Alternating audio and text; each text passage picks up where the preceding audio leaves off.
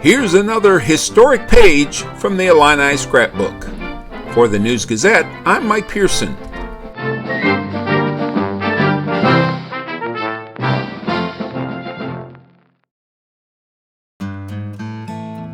Sports statistics have provided some memorable numbers over the years. There's Joe DiMaggio's 56-game hitting streak for the Yankees in 1941. Babe Ruth's 60 home runs in 1927. And the 222 points scored by Georgia Tech against Cumberland in the most lopsided game in college football history.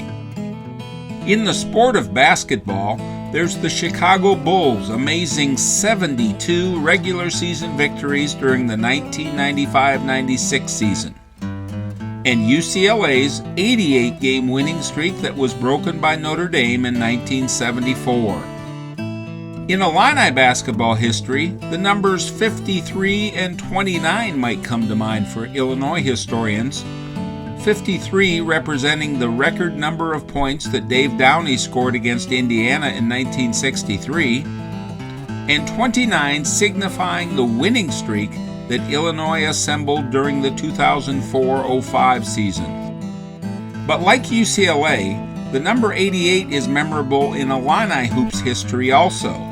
That represents the consecutive number of games in which Illini sharpshooter Corey Bradford scored at least one three-point field goal.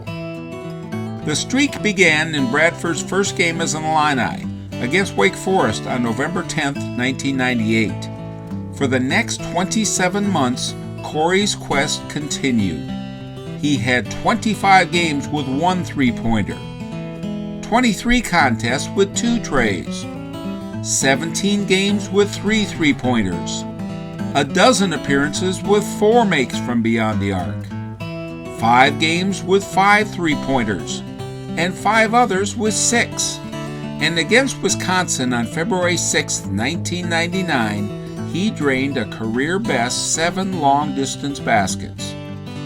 Bradford tied the NCAA record for consecutive games with a three-pointer on December 9, 2000, against Seton Hall. But it certainly didn't come easily, as Illini Sports Information Director Kent Brown remembers. We played Seton Hall at the Assembly Hall at that time and fell behind by 21 points in the first half. And they had Eddie Griffin, I think the guy's name was a high draft pick, and they were ranked fairly high too. I think we were ranked in the top 10. Somehow kind of got it back. Frank makes a couple plays at the end, and it's back to like 12 or 13 at the half, and it's just like reachable. You know, you can kind of reach it. And that team played extremely hard down the stretch and somehow got that game into overtime. And one of the real things that everybody was watching at that point in time was Corey Bradford's consecutive three-point streak. He had made a three-pointer every game of his college career, and that game against Seton Hall meant he was going to tie the record. We get through regulation, he hasn't made a 3 yet.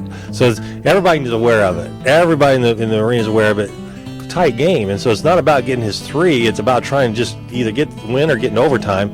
Well, the game goes into overtime, and Corey makes a huge 3 in overtime to kind of give us a little bit of spread, and we end up winning that game by about 8 points. But his 3 kind of lifted everybody, and the place went crazy and kept that streak alive.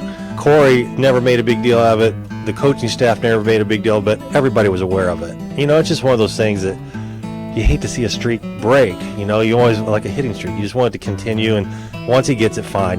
So it was always good to get it out of the way early, but a couple of games it came late. And so for Corey, I think there was a lot of I think Corey probably put a lot of pressure on him because he knew what was going on, but it was one of those things that I was glad to get it over with and move on. And so I think everybody was really happy for Corey when he got that record.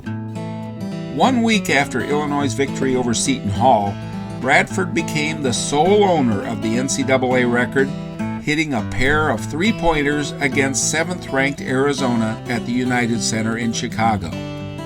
He extended the streak 15 more games, but his glorious run ended on February 13, 2001, against Wisconsin, when he missed all 6 of his shots from beyond the arc. Today, Bradford's streak of 88 games in a row with a three-pointer still stands as college basketball's record.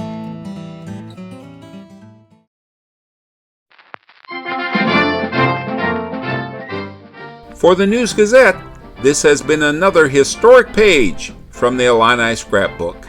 I'm Mike Pearson.